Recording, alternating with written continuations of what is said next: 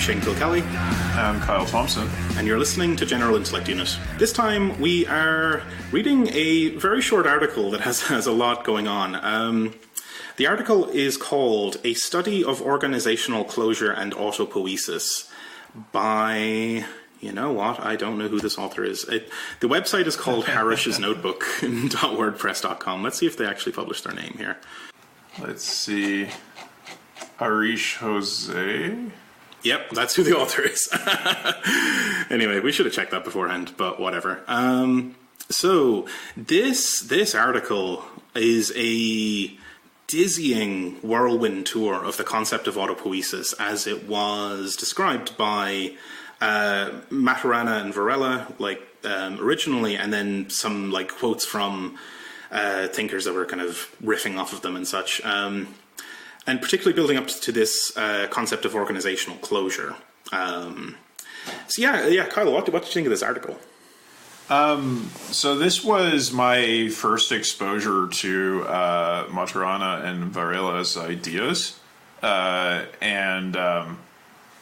outside of other things we've read, but this was really quite a challenging read in a sense, because there's a lot of technical definitions that are made here that on first glance seem kind of absurd, and then you really have to dig into them to understand how they are actually functioning and what is really meant by what is said, because there's these very absolute statements that are made about organisms which are qualified in quite subtle ways, I think that was one of my major thoughts. Another major thought here was just that this doesn't necessarily seem to be coming at cybernetics from the same sort of perspective we saw in Pickering, with this sort of focus on performance, the focus on black box ontology, that kind of stuff. This seems to be more in accordance with what Pickering describes as Ashby's early work. And so I think those were my two initial thoughts coming into it. Mm-hmm. Yeah, agreed on both fronts. I think this is a very interesting sort of introduction to the origins of the concepts. I really appreciate that the author put this together, because it's easier than just reading all of Maturana and Varela's work. The thing that it really highlights, though, is that I think it's as you said, it's not where, say, Beer and Pickering and so on end up, right? This is kind of on the spectrum of positions on the question of being versus becoming and so on. Maturana and Varela seem to be Maturana at least is much closer to that kind of being end of the spectrum. He seems to be concerned with asking questions about how things are locked down rather than asking questions about how they are open. Whereas then you get to Beer, Pickering, and so on, who are further towards that other end of more interested in the ways things are open and the way they evolve, rather than the ways in which they're locked down and completely impervious to their environments or whatever. And I agree on the terminology point as well. The terms organisation and structure are very important in this article. I've this funny feeling that when Maturana says those words, they don't mean what we think they mean, So it's certainly not the common sense definition of organization. It's something much more abstract and weird, Right. So many of our listeners may be familiar with the term structure from the school of thought of structuralism. And when Maturana and Varela are talking about structure, when they're talking about organization, they mean something much closer to what is usually meant by structure in structuralism. Because usually when we think about organization in our everyday life, we're kind of just like, oh yeah, like, you know, an organization like an NGO or something, right? Like, oh, it's NASA, or it's like you know, the PTA, local PTA or something like that. It's kind of a commonplace notion, but I think because of the background of these two thinkers in biology, they speak about organization in a much more general and abstract sense. Basically, how is it that beings have this sort of body with organs kind of structure? Sorry.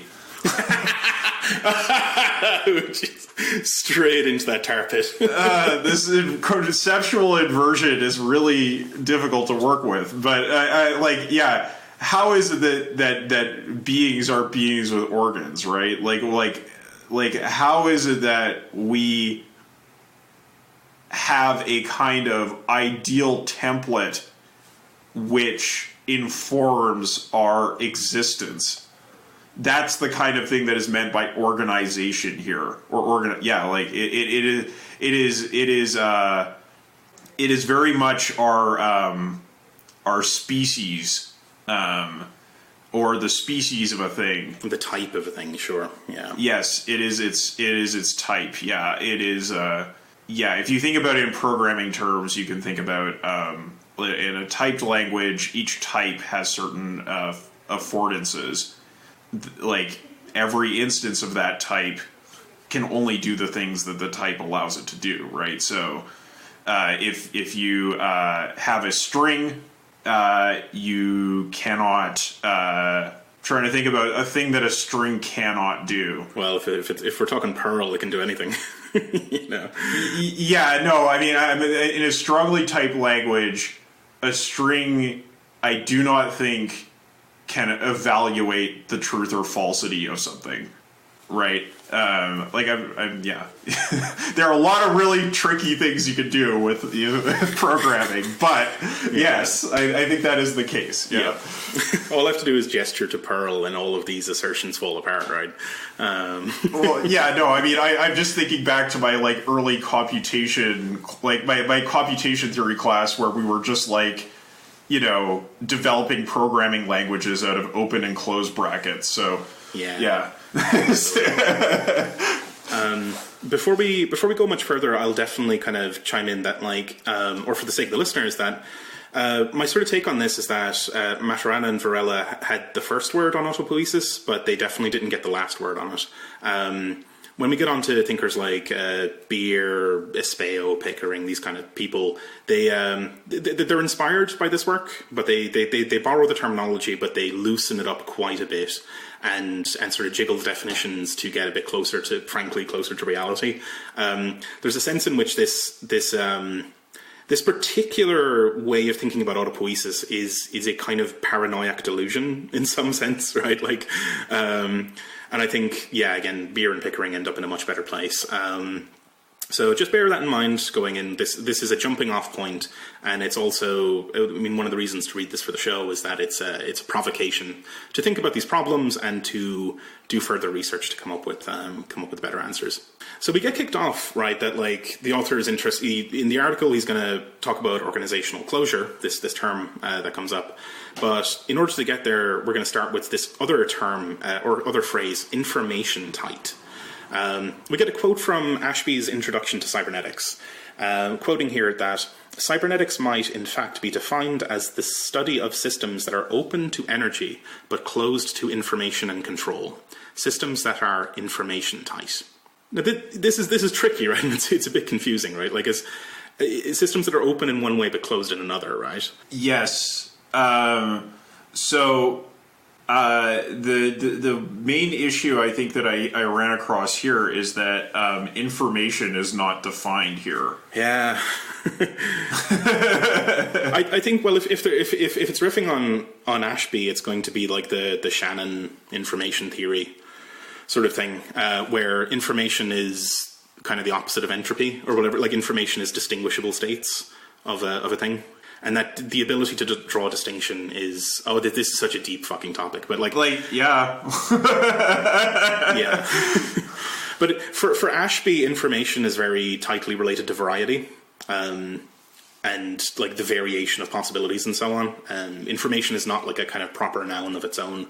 It doesn't exist in sort of separation from like these interactions. So like, it is very interesting to me that you have a system here where, or like a typology here where you can have informationless energy. Yeah, that is itself quite interesting. Yep. Right? Like, because it's open to energy, but closed to information and control. So it means that there is a kind of energy that has no information associated with it. Because otherwise, how could it be ingested by the organism, right? The system. So I'll confess here that I'm in the process of reading Ashby's introduction, and I'm about halfway through, and I don't think I've come across this quote yet. And I have a feeling that book is building up to something big. So there might be some illumination when I get to that part, but there's something funny here, you know? Yeah. It's very strange to me because entropy is inherently related to energetics.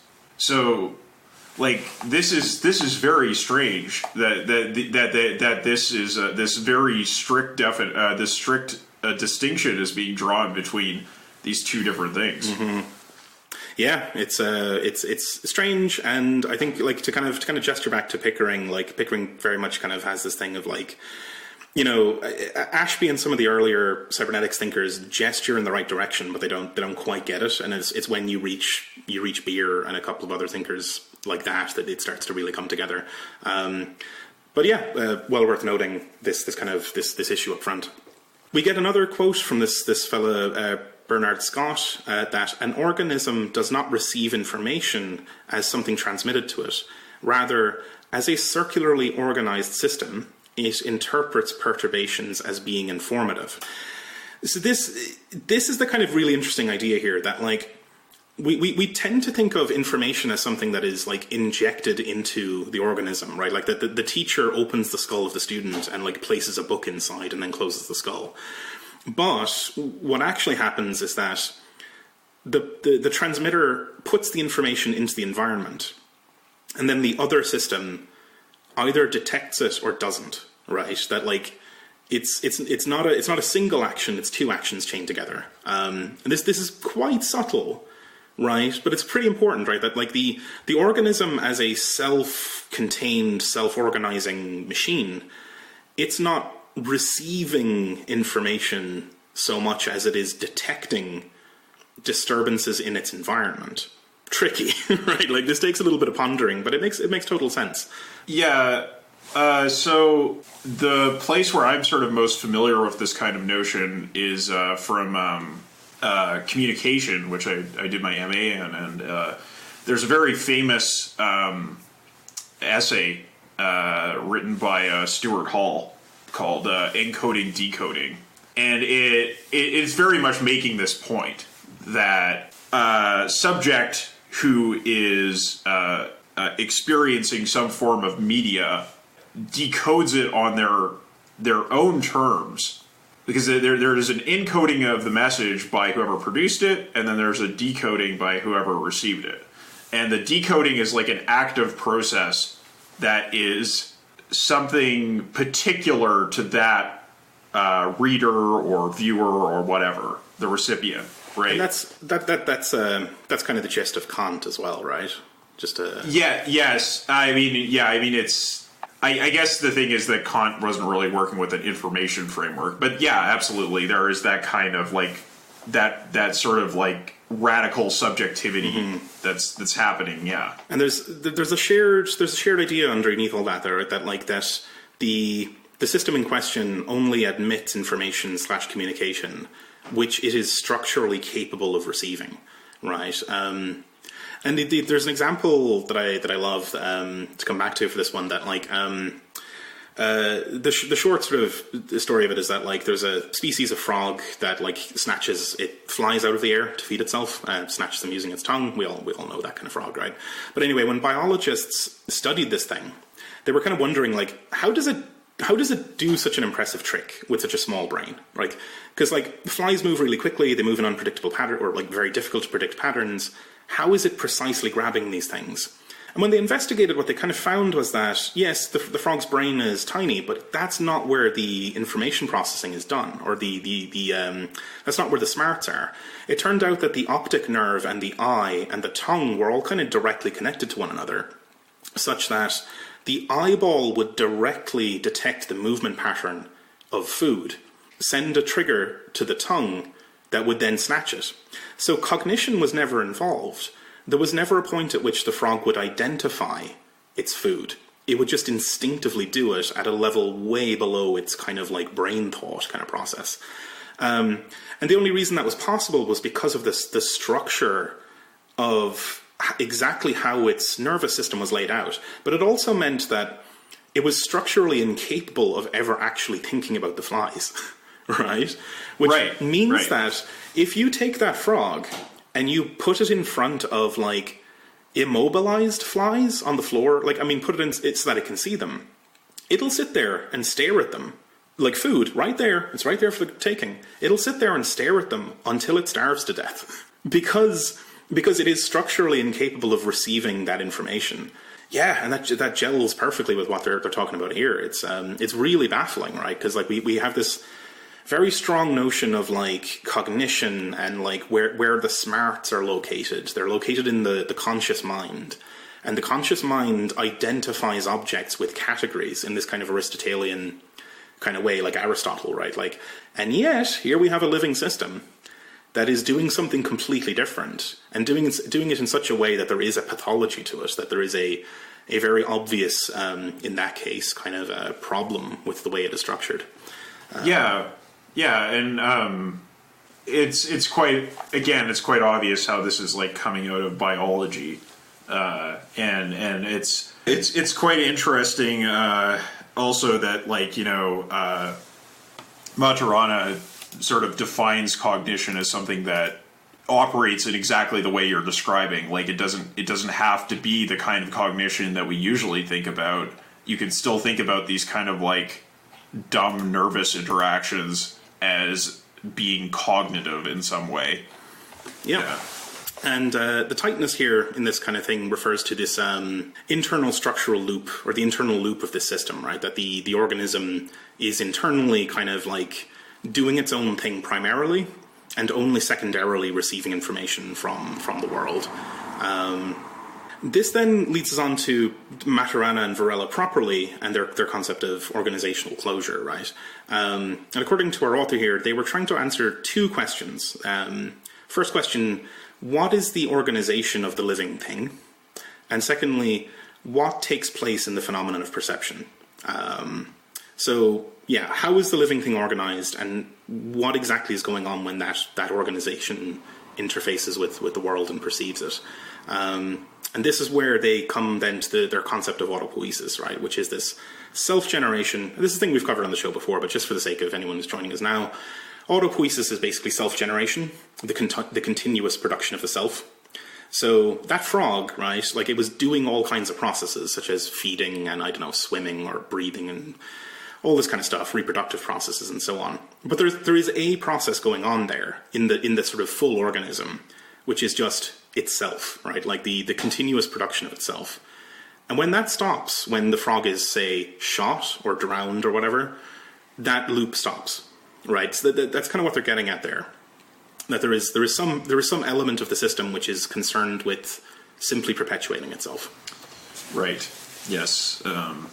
And we may generally think about this as being quite a open-ended and fluid kind of notion. But for Maturana and Varela, this is actually something quite static and definite. Yeah, because they use the term they equate organization. I think maybe there's a better place to start here with this quote that's brought in from John Mingers. In brief, a living system such as a cell has an autopoietic organization. That is, it is self-producing. It consists of processes of production which generate its components.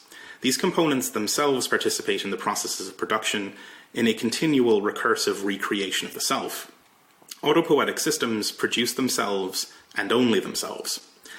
So autopoietic organization is the kind of the key word there, right? That this is the organizational part of the organism. And again, organ, right? Like organs, organisms, organization. That's the kind of the key concept to get there. Is identity, right? Like it is in the sense of like the mathematical identity function, right? Like where if you pass in the number 1, it spits out 1. If you pass in 2, it spits out 2. So there's this loop of just it's going 1 1 1 1 1 1 1 1 1 1 1 1 1 continuously, and there's no deviation from that. Which is a very kind of like as you said, right? Like we tend to think about these systems as being pretty open, like pretty flexible. That like over time they mutate and change a little bit. Right here at the beginning of this concept, like the origin point for this concept, it's very locked down. It's very like kind of like a kind of Leibniz kind of monad thing, right? Like it's self is self is self is self and is isolated and so on, you know? Yeah, tricky.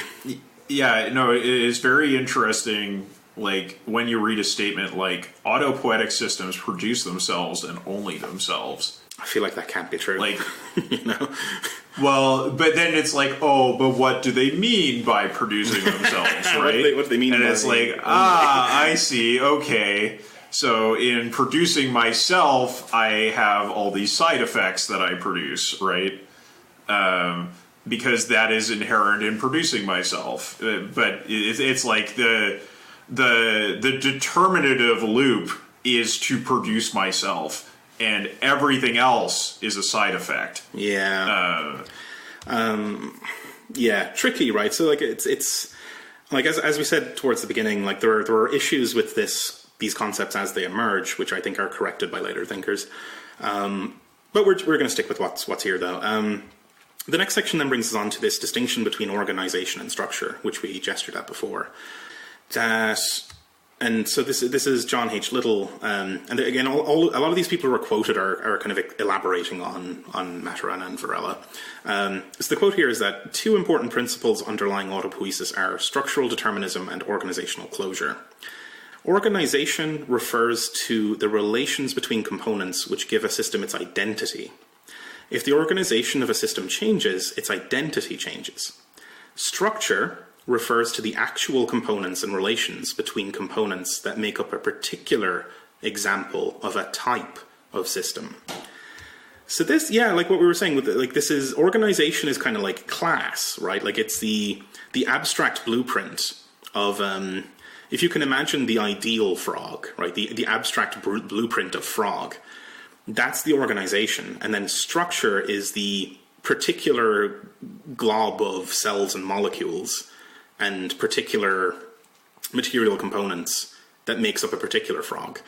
One of the examples that's given here is the example of a pencil, like a very simple mechanical device, that we recognize a particular thing as being organized as a pencil, despite the fact that it could vary in many ways. Like it could be made of plastic, it could be made of wood, it could, I don't know, like imagine all kinds of different pencils, but it could be mechanical, it could not be mechanical, all that kind of stuff. Right, exactly.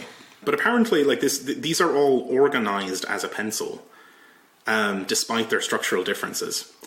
There's a certain, I think there's a problem here. It kind of there's a stench of Platonism and kind of Aristotelian categorization that I find wretched. You know. Well, I mentioned earlier the notion of type, and I think that you hit it on the head there, that it's probably more informative to think about this as like class. Like this is very much like the object oriented, and not in the way that philosophers mean that, approach to ontology, right? Yeah. Like, yeah, you build up the classes, and then the classes have instances. So this is very different from what we were seeing in Pickering, right? Yes, I think so. I think it is, because I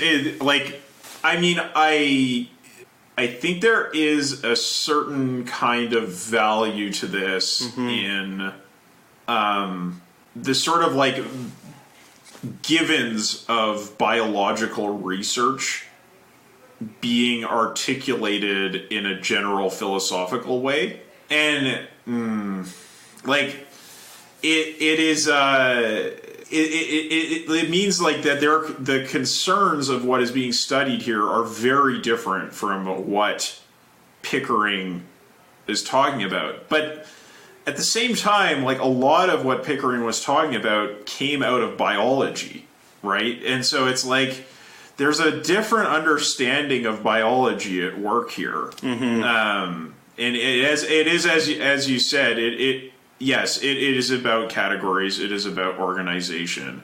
It is very much, yeah. It is coming out of that Aristotelian tradition of biology, and I mean, like, I guess what I would say is that like this approach to biology appeals to different intuitions than the ones that we have discussed so far in sort of like just, you know, these kind of more open understandings of what is biological. So like it's not that this is unintuitive, it's just appealing to different intuitions we have. Yeah, definitely. I think the thing that stands out to me here is that with regards to the Pickering thing is that like in the cybernetic brain, Pickering is also has a clear influence from Deleuze and Guattari, and I think I prefer their kind of approach to these questions quite a bit, like where they have a similar sort of concept with like assemblage and diagram, but it's massively more open, because I think that Maturana is trying to always answer questions about how things are closed and how they're locked down, whereas Deleuze and Pickering and so on, and even Beer, are much more interested in the ways that things are open and the way that they are dynamic. And so their dispositions are very different, even if the kind of frameworks are kind of similar if you squint at them. But the dispositions are very different, I think. Yes, there are different dispositions. I think that when it comes to, you know, like obviously a really important concept for Maturana is autonomy. And if autonomy is your starting point for examination, then these kinds of questions about autopoiesis are very important. Whereas I feel like for Deleuze and Guattari, it's not really their interest. They're not really like I don't get a strong sense that they're really that interested in autonomy and autopoiesis, because they have a kind of faith in universal being that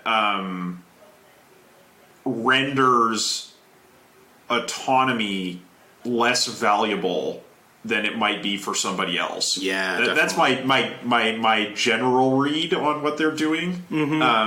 Yeah, I think that's fair. I think that's definitely fair. I think that there's definitely some concern for autonomy, but I think on the spectrum, yeah, I think we've identified two poles kind of here, right? Like where on the one hand you've got this notion of like the organism as being a sort of tight and isolated thing that is in the next section we'll get onto. It's like that it is in contact with its environment, but there's something about it that is like self-isolated in a kind of monadic kind of way. And then at the other end of the spectrum you have the emphasis on like cosmic force and the organism being a location of crossover of cosmic forces. And I think maybe Deleuze and Guattari bend the stick a bit too far in the other direction. I think I definitely agree. But there's, I think, so this is still a huge sort of area of like research and thought, right? Like it's not like we're not going to find the answers to it in right now. Yeah, this goes back to the beginning of philosophy in the pre-Socratics, and it is a. Like, I guess, you know, both of these approaches appeal to different fundamental intuitions we have about reality. And we need to be centrists on this issue, you know? Reach across the aisle. I mean, I don't know. Like, I guess that's kind of what Beer was trying to do, right? I think so, yeah. But, it is... that's a different episode. We gotta talk about. Okay. Wouldn't that be great though? If in like an hour and a half episode we could put an end to an entire fucking research program? Oh yeah, like ontology, metaphysics, like no problem. Just boom, boom, boom, solved. Let's move on. Without our institutional backing, we're never going to get taken seriously with that. But anyway, well, it's like that episode of The Good Place where there's the one stoner from Calgary who in a drug induced trip intuited like 90% of what heaven is actually like. Yeah, exactly. Yeah. The next section then brings us to the kind of more structural part of it, right? Like the structural determinism. And the basic concept here is that like the behavior of the system as it like receives information or whatever is not controlled by its environment or specified by its environment, but is entirely due to its own structure.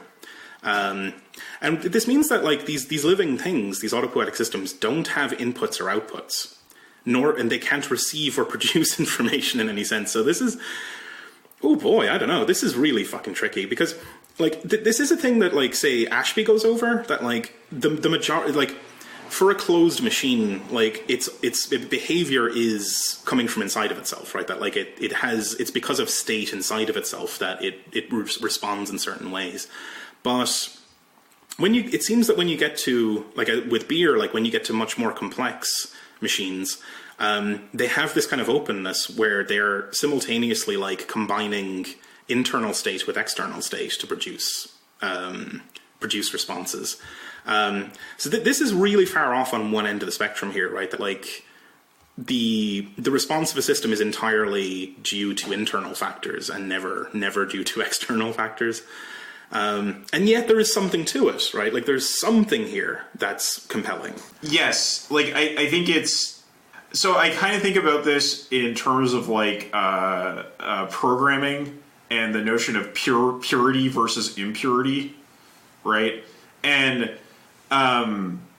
you can have a language like Haskell that aims very strongly towards like mathematical purity, right? A function only does what that function is meant to do. It takes inputs, it produces outputs, and that's the end of the story. And there's no side channel. There's no side effect. Yeah. So a side effect is like if you have a function and in the process of that function, it produces an effect that is not specific to the inputs and outputs that function is supposed to provide. So for an example for the listener, just that we're getting a little bit abstract there, but imagine a mathematical function such as square, right? You feed in 2, you get out 4. You feed in 4, you get out 16 or whatever. That's the square of 4, isn't it? Oh, whatever. But now imagine the same. So like with that one, it's pure because there's a direct relation between input and output and there's no surprises. There's nothing weird happening. Now imagine the square function, except you give it the number 4. It gives you the number 16, but it also goes to your porn folder, zips it up and emails it to your grandmother. Kind of weird, right? That would be a side effect, and it which has nothing to do with either its inputs or its outputs, and that's the impure version of the square function. And the thing is that side effects are actually necessary for computer programs to interact with the user dynamically, or to interact with anything, because without that, it would just be literally a black box that just gets warmer over time. Yes, exactly. Yes. Even if it successfully computes something, it would not reveal the computation to the world, because that would be a side effect of the computation. And so I feel like the autopoiesis function can kind of be thought about in this way, where it's like, yes, everything the function does is determined internally. However, it does have interactions with the world, and it therefore has side effects. Right. And they do admit this, right? Like where they have this term for like what they call structural coupling, that the system is structurally coupled to the world. But the claim here is that the system does interact with the world, but only at the level of structure and never at the level of organization, which I find is a very strong claim.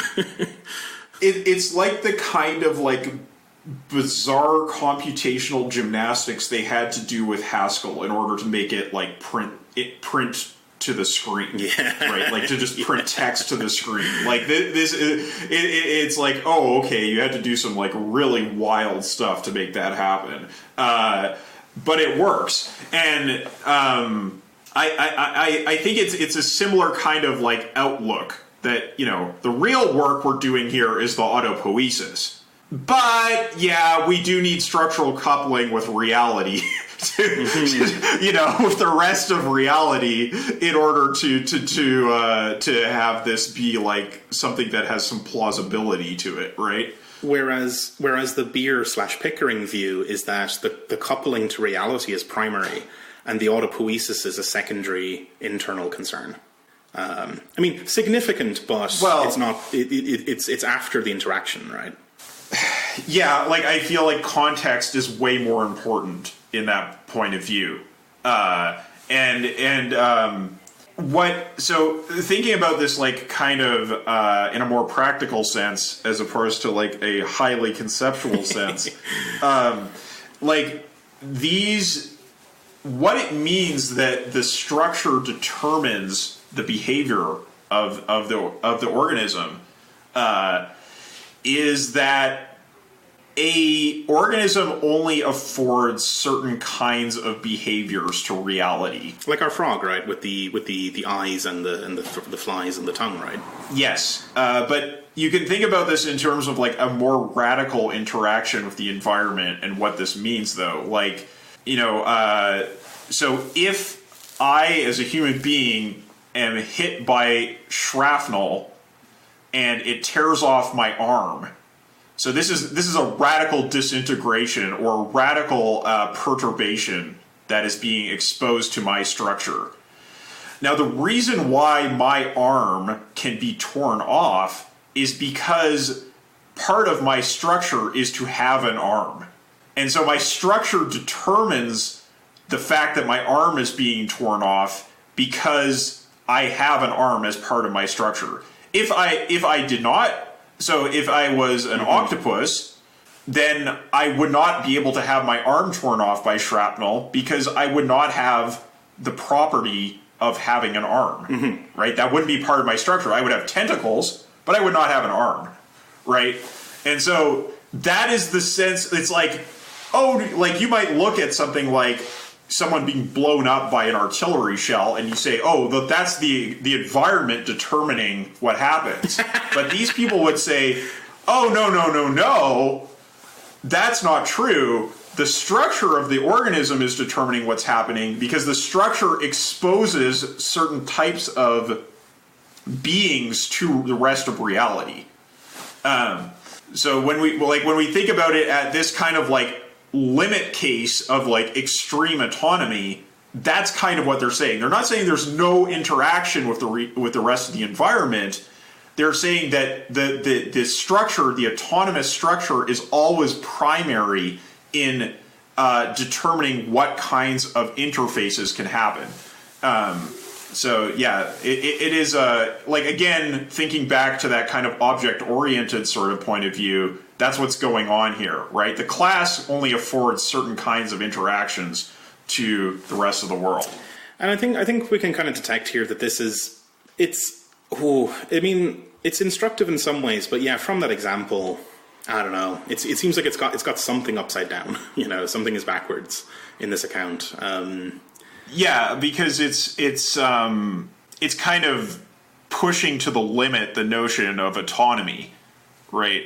And it's just like, maybe in that interaction between the shrapnel and my body, what's actually important here is like something a little bit more common to both the material that is affecting my body and my body, right? Like that there are interactions there that are orthogonal to my structure, which may be really the more significant thing than the fact that like the part of my body that has formed into an arm is being lost, and its armness is like it's like, the array of attributes that I have, like arm equals 2 is decremented to arm equals 1, right?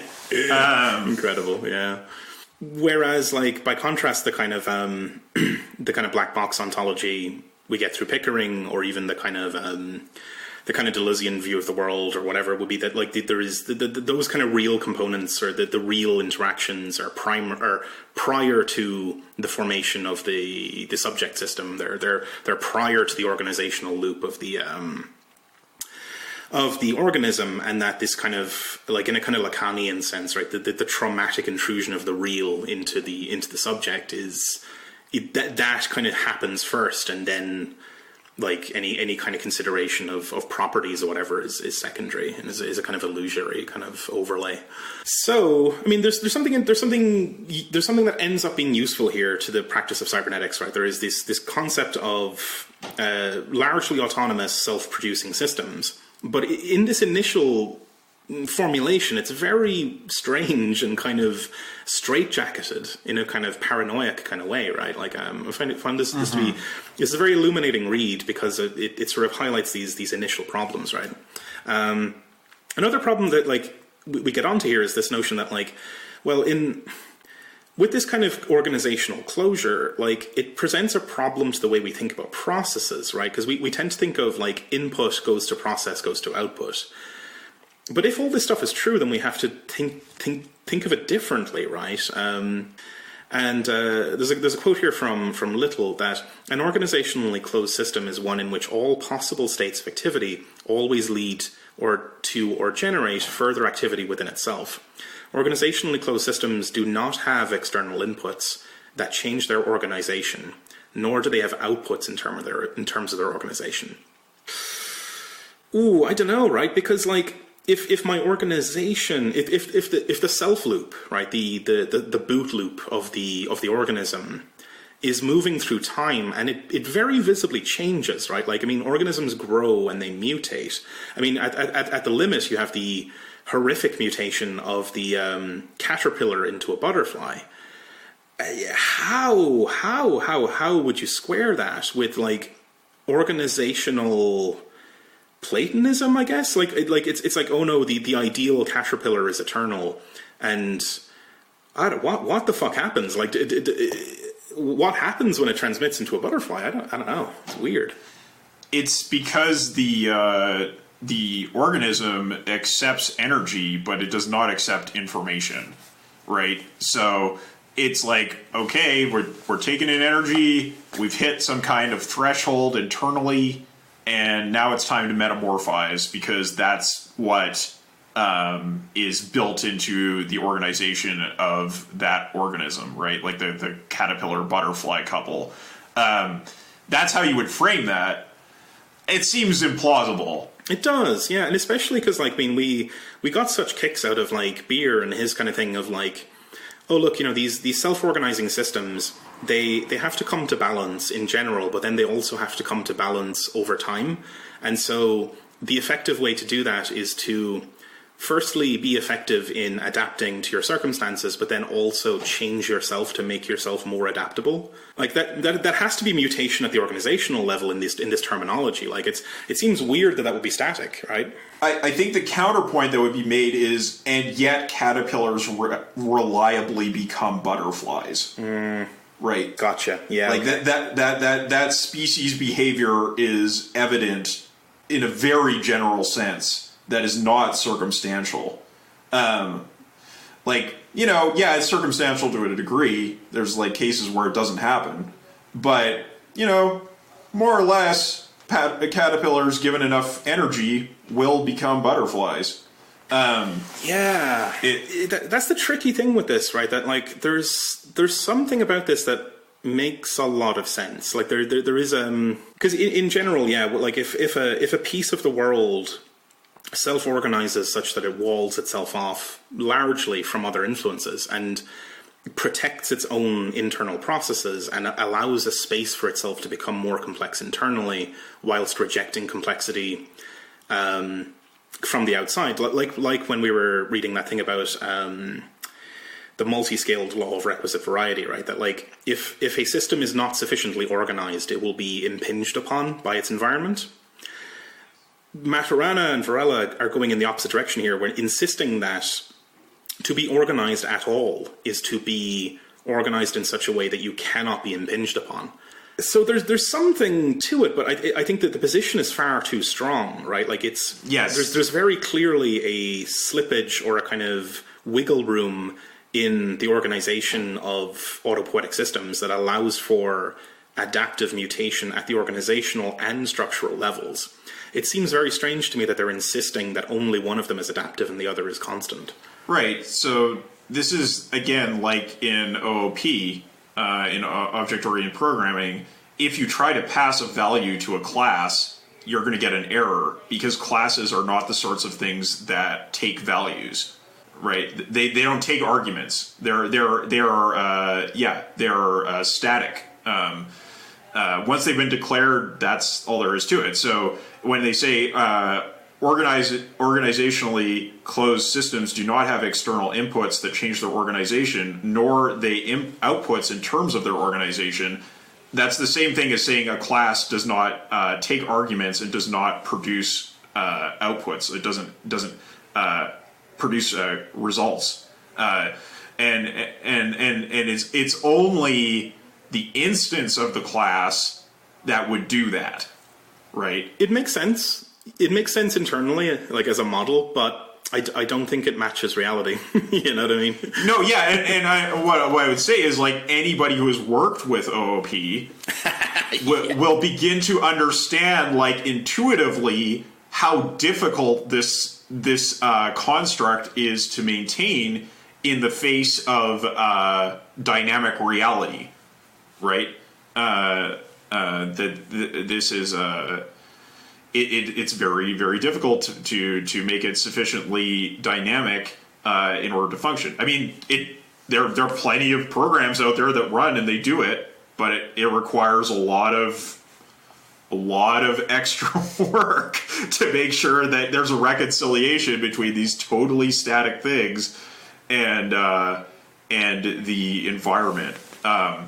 But yeah, does this construct we have of in thought that we instantiate in computer programs match up to the way organisms work? Again, I would agree with you that this seems implausible. I don't think we have like a telos as an organism to which we grow into. Like it's much more open than that. That the process, like all processes, I think in reality are kind of contingent, and that's the thing that's not present here is any kind of contingency, right? Like, but it's the thing that is present in again my favorite group of folks, right? Beer, Pickering, Deleuze and Guattari, right?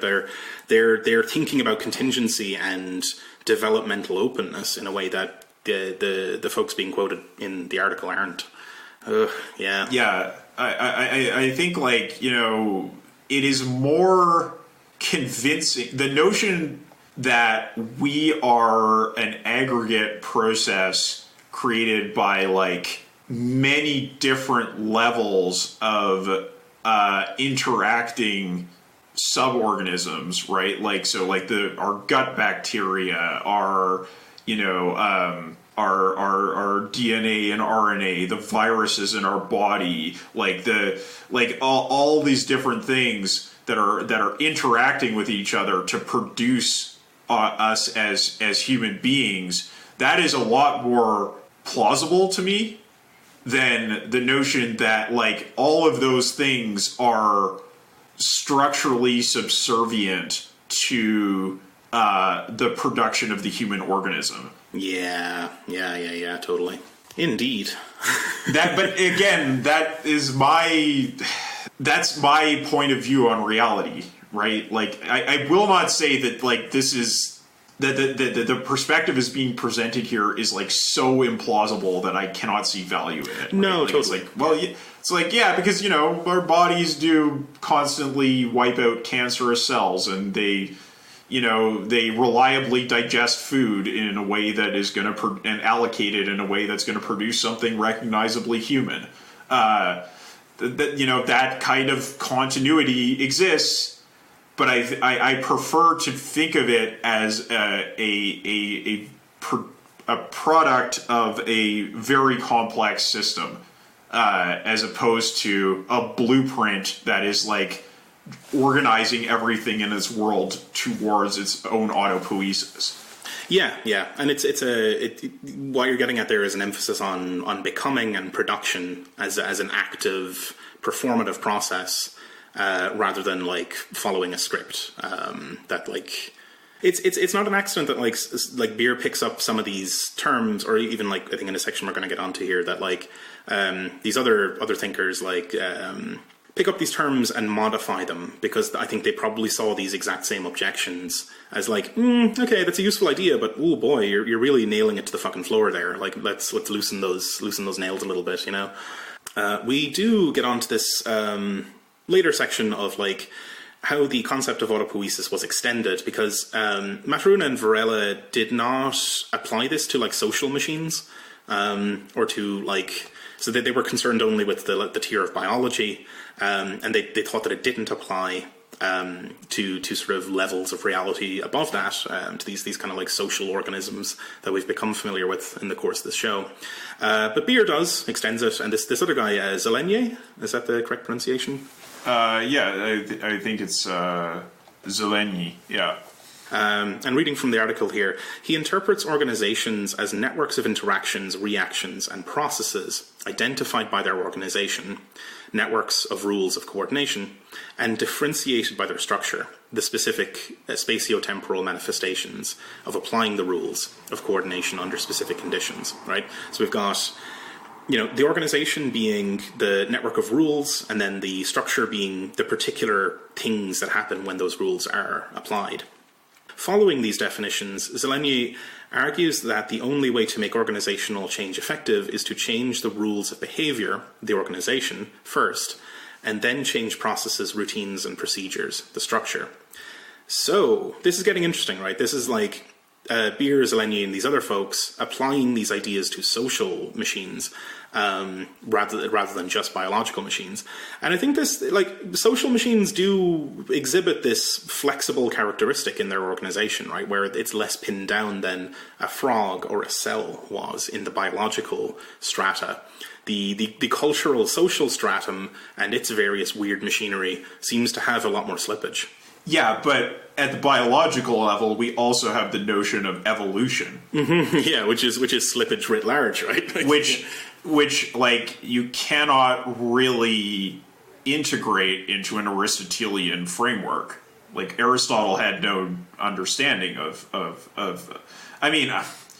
he had, I guess he had an understanding of like animal husbandry, and he had an understanding of like generational change. But like, okay,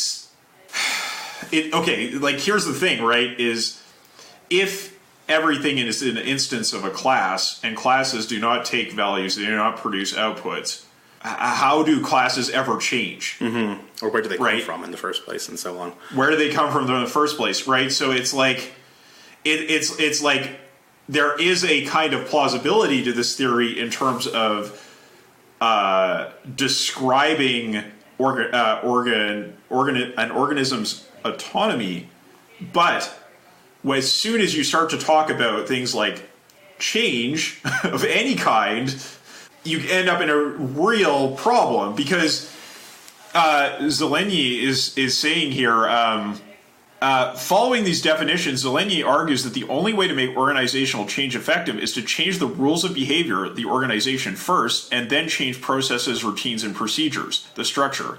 So if the organization is discrete from any given interaction with the environment, how would it ever change? Right? Like, it is not exposed to its environment in that way. Only the structure is exposed. And I think the example of evolution is really crucial there, because like in the sort of broader span of the process of evolution, the species, insofar as it exists, and the particular individuals are involved in this weird recursive like Mobius strip loop where one influences the other and then the other influences the one. So it's the activities of the individuals feed back onto the development of the supposed class.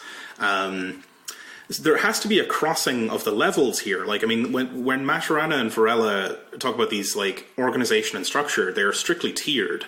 Like it's a transcendental sort of thing. But they're for any of this to make sense, there has to be some sort of crossing of the streams, right? Like, and the crossing of those levels through time. Like, in other words, an entanglement, which blows up their notion of it being isolated and sort of eternal and only self-referential. Purely autonomous. Yeah. Oh boy. Absolutely. Yeah. So again, it's really interesting here, because there is a kind of conceptual value to this notion that Zelenyi is coming up with, right? So in From Alpha to Omega, we've talked about how the Leninist party form is just determinative of reproducing the same kinds of problems across organizations and across circumstances. And so it's like, okay, well, having that notion of the party form, or in other words, the organization, allows us to identify that commonality and to act upon it. But the only way to act upon it is in a material sense, right? And so there is, like, in some way, the structure must revise the organization. And having a consciousness of a common class of organization across different individual structures is valuable, because it lets us see, oh yeah, it's not just the Socialist Workers' Party, it's not just the official CP, it's not just XYZ organization. It is actually a common problem that exists across all of these structures, and that allows us to act. But I mean, it cannot be the case that you have such a generic class of thing that is acting upon the world and creating all of these consequences, but it is totally distinct from the world, right? Like, that just doesn't make sense. Like, unless you are an idealist and you believe that thought is discrete from reality. Yeah, it's like, yeah, get that fucking Platonic crap out of here. Like, I do not want that near me. It's like, yeah, and I mean, this gets to, like, like you get to things like Spinoza's answer, right? There's a world of thought, there's a world of being, of material, and the two of them are perfectly coordinated by God. They have no actual causal interaction with each other, but God makes sure that everything happens at the same time in the right way, so that it appears that they do. Right? This is like a really weird kind of problem, right? But yeah, so like, I appreciate the idea that like organization matters. It's worth thinking about it. But like, past that, like, when you get to the question of, okay, how do we change the organization? I don't think this theory is going to have anything useful to say about that. Certainly not in the form that it's presented by Maturana and Varela. And like, I think it's when you get to beer that you start to actually get somewhere useful, because it's then open to mutation. right? That like, because I think in general, like thinking of an organism or a system as having distinct, like quite structural elements to it, like it's kind of like particular material components, and also having this set of rules, like the way Zelenier puts it, is that it's a set of rules and like directives. And that's at the organizational level. It makes a sense, right? Like, especially like when you think of that whole thing of like somebody who's going to like go and work for ICE or go and work for the NSA or whatever, and change the system from the inside. It's like, no, you will be operating at the structural level, and the organizational loop won't be affected by you in that instance. But then you do need to have this, like, because we're materialists, right? There has to be a sense in which the organization exists in the material world, and it has to be available for mutation then. That thinking of them as eternal and like separate from the world in this Platonic way is a dead end. But making the distinction, or some kind of fuzzy distinction between organization and structure, or maybe even using different terminology, I think is still useful, because it gives you a sense, of why is it that every fucking trot sect acts like a trot sect, like, I think one answer to that is that we think about the founding of an organization as a radically discrete event in history, because it gives an identity to a thing, but actually there is a continuity between these things. Right. It's a process, not an event, right? Yeah. It is functionally useful because, we want to have an identity function for these things. We want to be able to identify them, to draw these distinctions, but it is not like out of the ether, out of the ideal realm. The idea of the Leninist party form was instantiated just like ex nihilo in this party. Yeah. It's actually people interacting with each other, learning these things from each other, and then going on and reproducing them. And so, like, we can kind of think about, like, I think the way out of this is, like, to view the organization as an emergent property, right? And does that necessarily solve all these problems? No, but I do think that it is a more successful approach than one that is unable to interact with the notion of change, right? Like, it's just like, well, where are you going to go with that, right? Like, I can't see it being useful. Apparently, this stuff, like the Maturana and Varela's work, actually informed some therapeutic approaches, which is like very strange to me because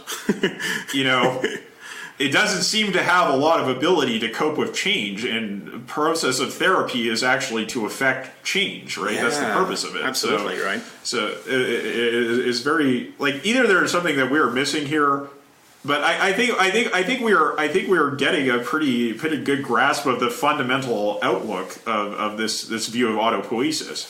Yeah, and full agreement on, and the more productive way to view this is that the organization emerges from the structure, and then once it's emerged, there is perhaps a recursive loop between organization and structure. Well, because that's the thing, right? Is that the structure is never actually discrete from the organization, right? Like this, if you go back to the description of structure, it says structure refers to the actual components and relations between components that make up a particular example of a type of system. And it's like, well, as soon as you have the components and the relations between components, there is implicitly the presence of organization, right? And if we think about organization as relation, an emergent property of relations, then I don't know if we need the concept of capital O organization. Yep. Because the thing that the organization does is already in the structure. Yeah, I could definitely see that. Yeah. Yeah, I mean, the final statement, organization drives the structure, follows organization, and observer imputes function, is like, okay, but how does the organization drive the structure if the organization is discrete from reality, right?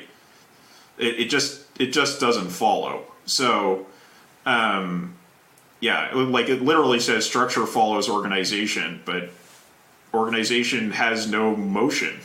Yeah, like it's that right? kind of So problem, how would it right? follow, right? Yeah. And yeah, and then the observer imputes function. Okay, I think we're all on board with that, right?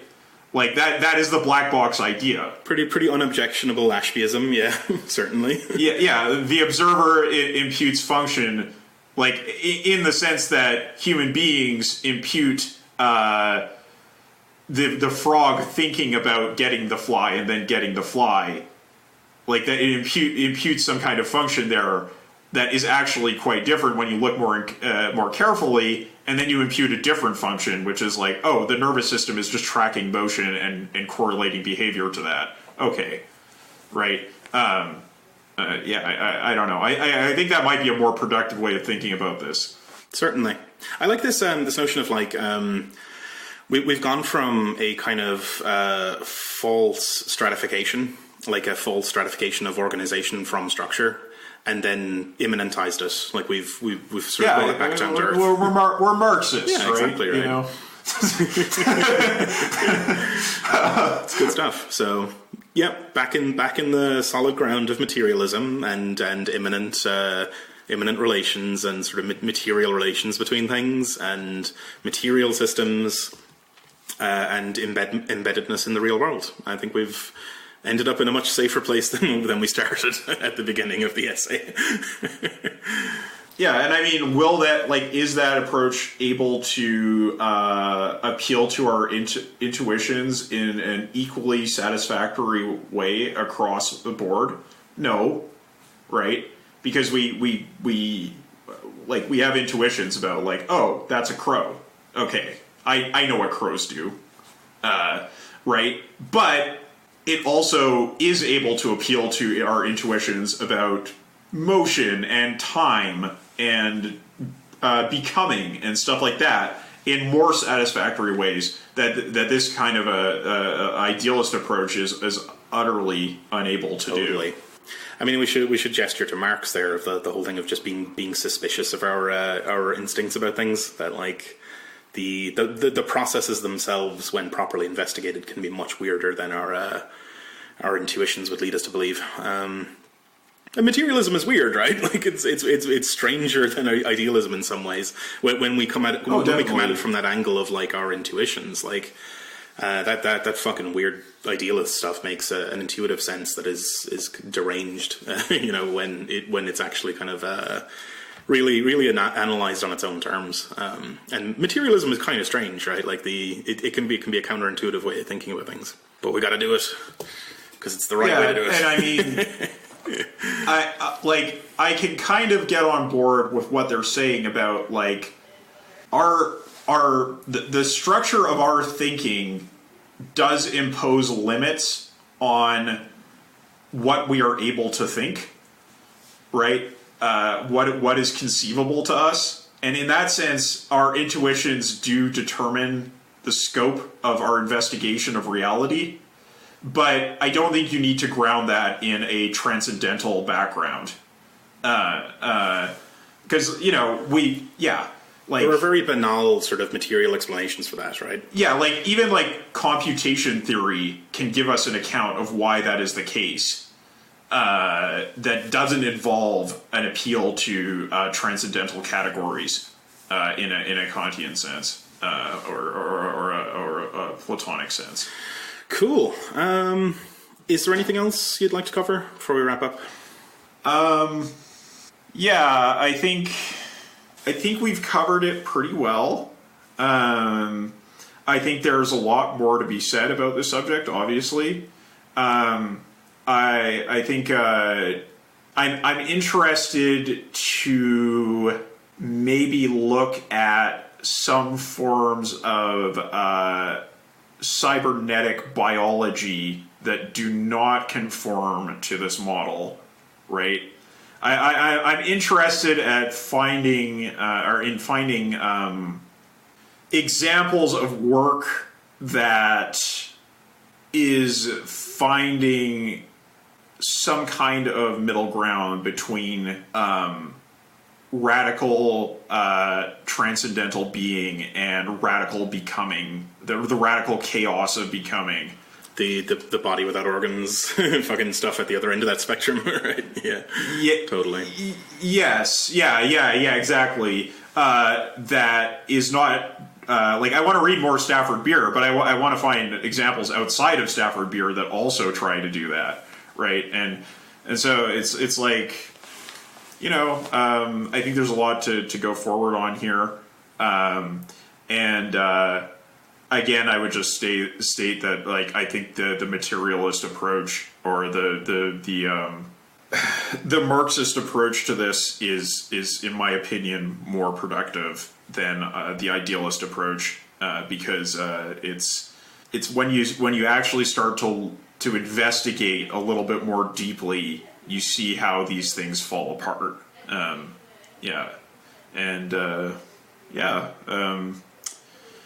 I think that's kind of my final thoughts on this article. Yeah, pretty much entirely agreed. It certainly sets up some problems, and I think it is instructive. It was instructive to really dig into the kind of the origin point for this autopoiesis idea and stuff, because it is a big influence on beer and you know the other thinkers that are quoted later in the essay here, Zelenier, and then going on to Espejo and everyone, all the kind of contemporary cyberneticians, right? They're all kind of feeding off of this.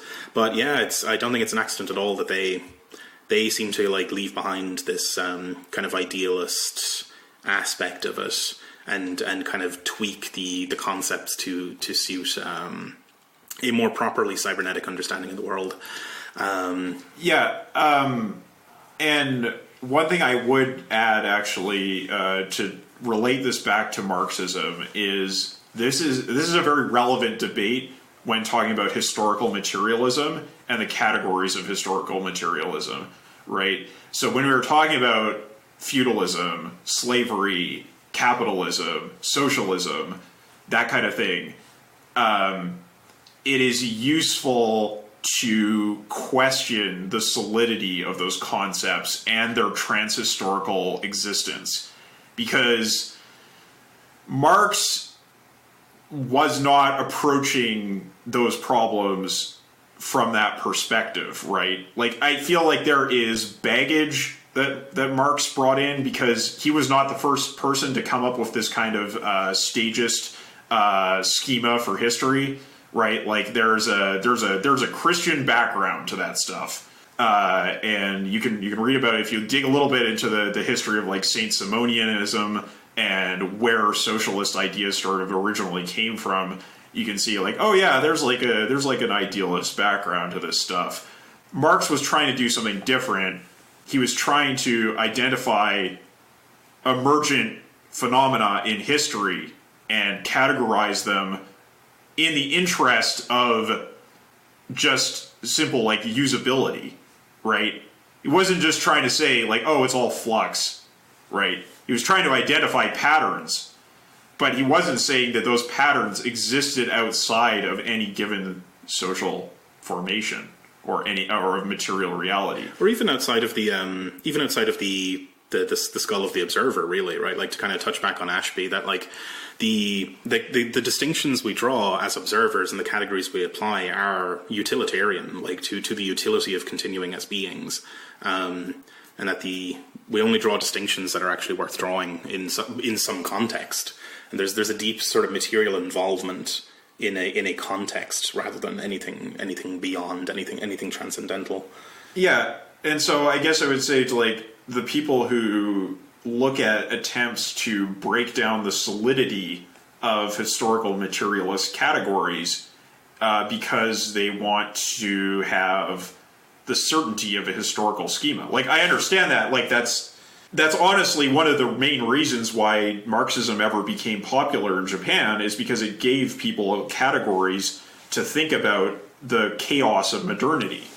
But like, to the people who are just going to cling on to the solidity of those concepts, like, you're not being a good materialist. That is not Marx's method, and you should be willing to look at the contours of those concepts and how they relate to reality, how they emerge out of reality in a more detailed and considered way. Mm-hmm. We got to get rid of the cling. You know, the paranoiac tight butthole reflex of clinging and like clinging to the rocks or whatever. That's got to be fucking purged. You know, yeah, and like, you know, oftentimes like people on Emancipation Network are described as being orthodox Marxist, and it's like, okay, yeah, fine, I can accept that title, like that more or less, but even if that's true, I would not describe myself as a fundamentalist, right? Because, you know, the thing about fundamentalism is it goes back to the basics of the text, but in the process destroys the text itself, right? It asserts something that was never there in the name of that clinging, right? That certainty. And we don't need any of that. Give up on certainty, folks. It's not there. It's a fucking illusion. Good stuff. And it's bizarre to me that this stuff comes out of thermodynamics when certainty is not in the vocabulary of thermodynamics. That is very interesting. You know, it's very weird. I think this is this is one of the things that tickles me about like Deleuze and Guattari's kind of attempt to kind of bring psychoanalysis into materialism. And yes, it has fucking problems, all that kind of stuff, but.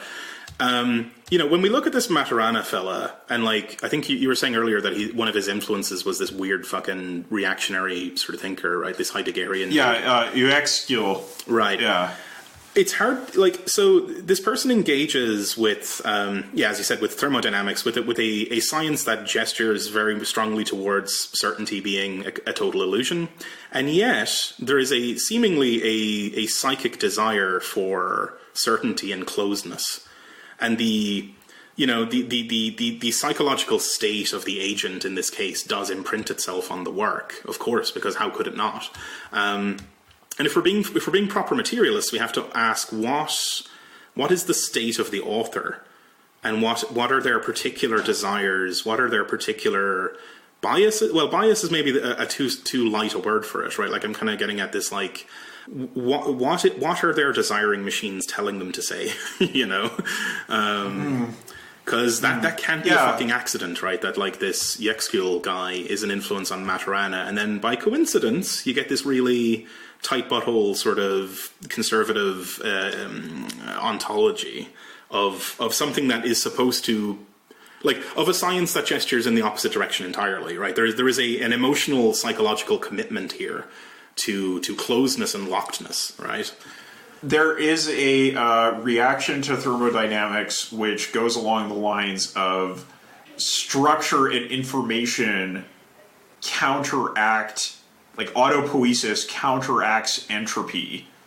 And that line of thinking can lead to a kind of quest for immortality within thermodynamics. And if we ever get a chance to read Machine Dreams, we'll get into that in a lot more detail, because Mirowski gets into that pretty deeply in looking at. I mean, we should read both of his books, More Heat Than Light and Machine Dreams, because they both get into like the history of thermodynamics and how that figures into our modern thinking. You think we should schedule that for pretty early next year, maybe?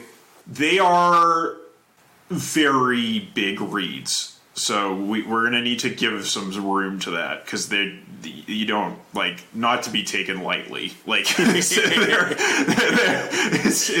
difficult. They're difficult texts, but I think next year is a good time to do that, because I should have the spoons to actually get into something a little more. Certainly. Anyway, that was a hell of a read.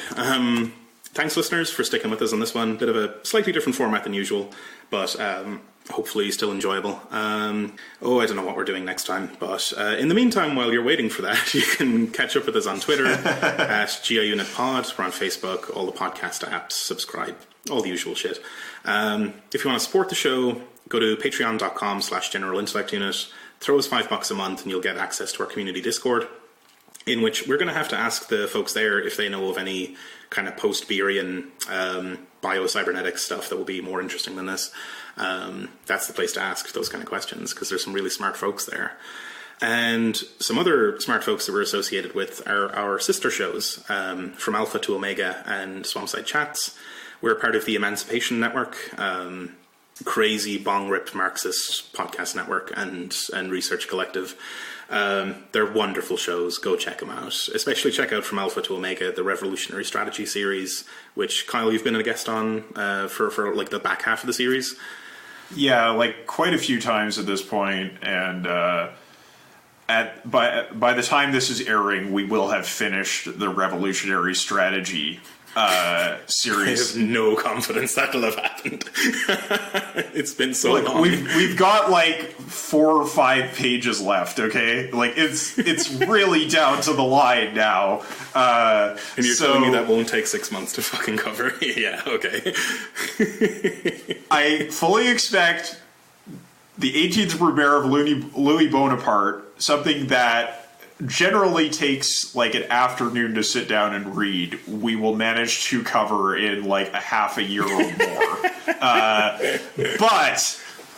But I do believe by the time this airs, the Revolutionary Strategy series will be finished recording, even if it's not all up on the internet. Qualification. That is my educated guess.